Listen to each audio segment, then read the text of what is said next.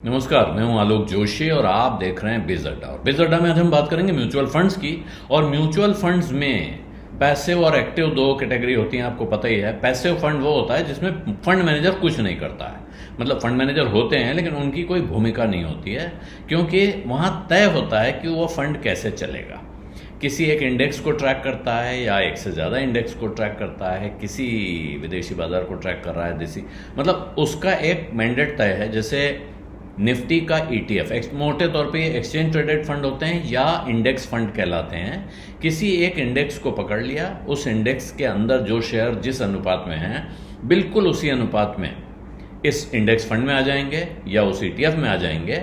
और जैसे जैसे अगर किसी दिन उस इंडेक्स में से दो कंपनियां निकाल दी गई तो तुरंत इस पोर्टफोलियो के मैनेजर अपने उस कंपनियों के शेयर बेच डालेंगे। जो दो नई कंपनियां एंटर करेंगी उनके शेयर खरीद लेंगे, बिल्कुल उसी अनुपात में जिस अनुपात में इंडेक्स के अंदर उन कंपनियों का वेट है। तो यहां कुछ पेपर वर्क जरूर है या कई बटन दबाने का काम है तो वो, लेकिन उसमें फंड मैनेजर की बुद्धि का, दिमाग का काम नहीं है। फंड मैनेजर्स क्या कहते हैं कि साहब हमसे अगर आप पैसा लगवा रहे हैं, यानी ये मैं नहीं कहूँगा कि कोई फंड मैनेजर आके आपसे कह रहा है, लेकिन माना यह जा रहा है कि म्यूचुअल फंड चलाने वाले जो फंड मैनेजर हैं, बड़े बड़े फंड चला रहे हैं, वो मुझसे और आपसे ज़्यादा समझदार हैं। वो हमारे पैसे को हमसे बेहतर तरीके से डिप्लॉय कर सकते हैं। और कहने को यहाँ तक कहा जाता है कि जो पैसे फंड्स हैं उनके मुकाबले एक्टिव फंड जो इस तरह के मैंडेट में नहीं है, वो लार्ज कैप फंड हो सकता है, वो मिड कैप फंड हो सकता है, वो स्मॉल कैप फंड हो सकता है, वो फ्लेक्सी कैप फंड हो सकता है, वो इंफ्रास्ट्रक्चर फंड हो सकता है, वो ऐसे किसी भी कैटेगरी में हो सकता है। लेकिन उसमें कब कितना कौन सा शेयर रहेगा, कब क्या बेचा जाएगा, कब क्या खरीदा जाएगा, ये फैसला उसकी इन्वेस्टमेंट टीम करती है, जिसका हेड उसका CIO, चीफ इन्वेस्टमेंट ऑफिसर, या उस फंड का फंड मैनेजर होता है। तो ये जाहिर है अब वो है पैसिव कैटेगरी, जिसमें एक एक्सचेंज के इंडेक्स के आधार पर फंड बना है, जिसमें फंड मैनेजर को कुछ नहीं करना है। दूसरी कैटेगरी है जो एक्टिव कैटेगरी, जिसमें फंड मैनेजर को काम करना है। जाहिर है वो हमसे ज़्यादा काबिल है तो उसका रिटर्न इस फंड के, पैसिव फंड के मुकाबले ज़्यादा होना चाहिए। लेकिन पिछले साल भर का अध्ययन किया है एक अखबार ने, और उसका नतीजा क्या निकला है, वो कह रहे हैं कि सब सारी इक्विटी कैटेगरीज, जिनमें large cap, small cap, mid cap, large and mid cap, ELSS equity link saving scheme, flexi cap, focused fund, multi cap, value fund और कॉन्ट्रा फंड कैटेगरी, सब में उन्होंने देखा कि जो रेगुलर और ग्रोथ ऑप्शन दोनों मिला के, रेगुलर का मतलब जिसमें आपको डिविडेंड साल में मिलता रहता है, और ग्रोथ का मतलब जिसमें आपको मिलता कुछ नहीं है, आपके पैसे की वैल्यू बढ़ती जाती है, आपके फंड की वैल्यू बढ़ती जाती है। दोनों को देखा गया वित्त वर्ष 2023-24 में, यानी कि 1 अप्रैल से शुरू होकर अभी तक 20 मार्च तक का आंकड़ा है। 60% इक्विटी म्यूचुअल फंड ऐसे हैं जो अपने बेंचमार्क को बीट नहीं कर पाए हैं। यानी कि अगर वो निफ्टी का फंड चला रहे हैं, निफ्टी इंडेक्स फंड, तो निफ्टी जितना बढ़ा है ये फंड उसके मुकाबले उससे कम बढ़ा है। इसी तरह अन्य कैटेगरी में है। तो टोटल ऐसे 248 फंड्स का अध्ययन किया गया, स्टडी की गई, और उसमें से 149 फंड ऐसे हैं जो अपने बेंचमार्क को आउट परफॉर्म नहीं कर पाए। 99 म्यूचुअल फंड सिर्फ ऐसे हैं जो अपने बेंचमार्क से पार निकल गए। तो ये अब सुनने में आपको चिंता होगी, क्यों? क्योंकि एक चीज होती है एक्सपेंस रेशियो।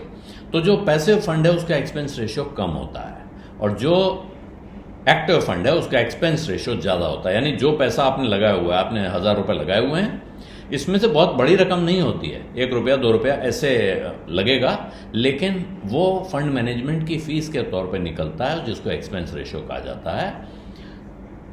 एक्टिव फंड में ज़्यादा होता है, माना जाता है कि वहाँ ज़्यादा मेहनत हो रही, ज़्यादा काम हो रहा है, ज़्यादा लोग लगे हैं।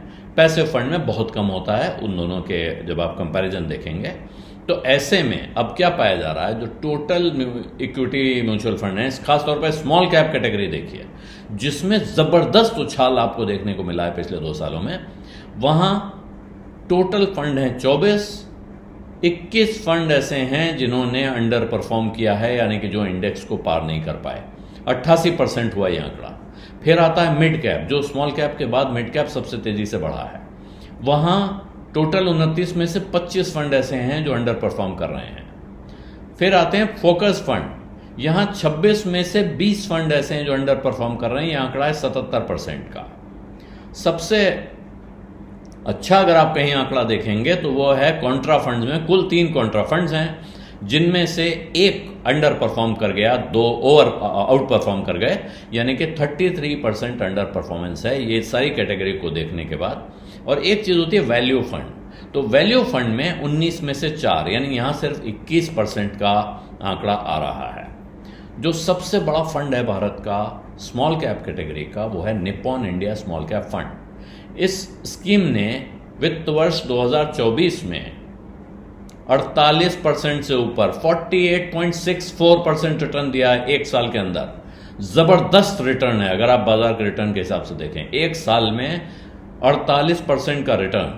लेकिन ये जिस इंडेक्स को ट्रैक करता है वो है निफ्टी स्मॉल कैप 250, 250 शेयर्स का स्मॉल कैप इंडेक्स है निफ्टी का, और वहां रिटर्न आया है 57.3%, यानी कि आप अगर इस फंड के चक्कर में न पड़े होते तो सीधे सीधे यहां 9% के लाभ में पड़ने वाले थे।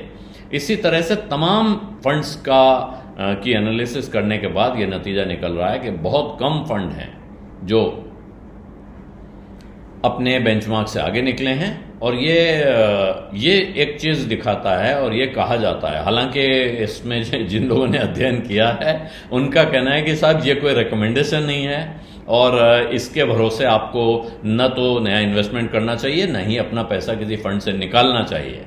पीछे की खास तौर पे म्यूचुअल फंड में कहा जाता है past performance does not guarantee future performance, यानी कि पीछे क्या हुआ है इससे आप आगे के बारे में कोई निष्कर्ष नहीं निकाल सकते हैं। इसलिए ये सलाह नहीं है, ये सिर्फ एक स्टडी है, अध्ययन है, लेकिन इससे एक बात तो निकलती है कि अगर आप सीधे एक्सचेंज ट्रेडेड फंड में, ETF में या इंडेक्स फंड में पैसा लगाते हैं तो आप खास नुकसान में रहने वाले हैं, ऐसी संभावना कम से कम दिखाई पड़ रही है। बिज़ अड्डा में आज इतना ही, अब इजाजत दीजिए, धन्यवाद, नमस्कार। बिज़तक आपके लिए लाया है प्रीमियम मेंबरशिप प्रोग्राम, जहां आपको मिलेंगे कई सारे फायदे, जिनमें मार्केट न्यूज़लेटर, लाइव चैट पर आपके सवालों के सबसे पहले जवाब, मार्केट आउटलुक, वीकेंड पर मार्केट स्कैन, एंकर्स के साथ चैट और भी बहुत कुछ। इस प्रीमियम सब्सक्रिप्शन में 3 तरह के प्लान्स हैं, सिल्वर, गोल्ड और प्लैटिनम, जिनकी शुरुआत मात्र 159 रुपए महीने से होती है।